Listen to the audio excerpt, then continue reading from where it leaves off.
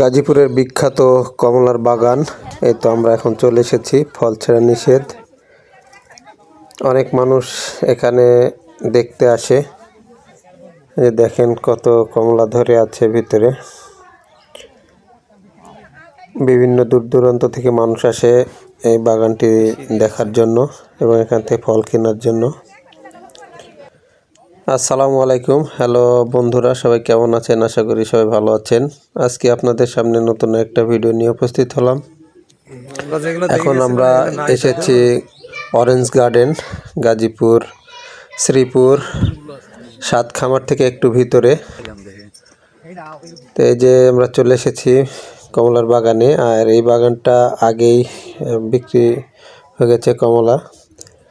তো নভেম্বরের 20 তারিখ থেকে যেহেতু শুরু করেছে, তো এই বাগানটা এই যে এগুলো দেখেন দার্জিলিং কমলা। ফল ছেঁড়া নিষেধ। ভিতরে আপনারা প্রবেশ করতে পারবেন, টিকিট মূল্য 20 টাকা।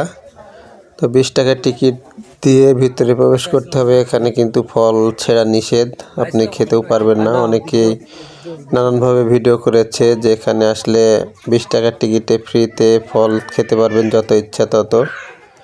কিন্তু আসলে আসার পরে দেখলাম যে আসলে সম্পূর্ণ ভিন্ন। অনেকেই ভিডিওর ভিউ পাওয়ার উদ্দেশ্যে এই ভিডিওগুলো করেছে। তো এখানে আসলাম, আসার পরে দেখছি এখানে ফল ছেঁড়া নিষেধ, খাওয়া তো দূরের কথা। তো আমরা এসেছি, এখনও ফলগুলো পরিপক্ক হয়নি ঠিকমতো। ডিসেম্বরের 20 তারিখ থেকে এগুলো খাওয়ার উপযোগী হবে। তো তখন থেকেই কিন্তু ফলগুলো বিক্রি হবে। তো যারা আসতে চান, এটা হলো গাজীপুর শ্রীপুর উপজেলা।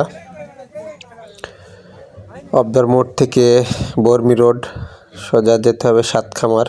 সাতখামার থেকে একটু ভিতরে 71 মোড় থেকে আরও একটু ভিতরে যেতে হবে। রিক্সাওয়ালাকে বললে তারা নিয়ে যাবে। তো বাগানে আসলাম, এসে ভালোই লাগলো। আসলে আমাদের দেশে কমলার বাগান খুব কম। আর এই যে দেখেন কত থোকায় থোকায় কমলা ধরে আছে। কমলা যদিও এখনো পাকেনি ঠিক মতো।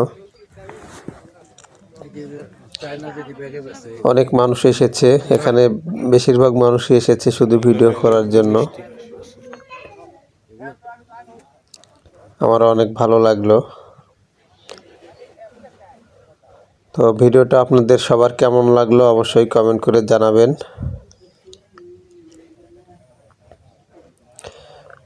পুরো বাগানটাই আপনাদের ঘুরে ঘুরে দেখানোর চেষ্টা করলাম।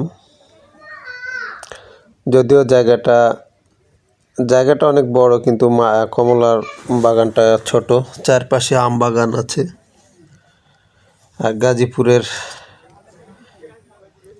সব জায়গাতে এরকম গাছপালা, পরিবেশটা অনেক সুন্দর। গাজীপুর জেলাটা আসলে অনেক সুন্দর।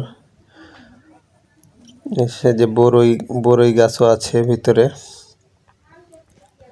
ভিডিওটা যদি আপনাদের সবার ভালো লেগে থাকে তাহলে অবশ্যই শেয়ার করে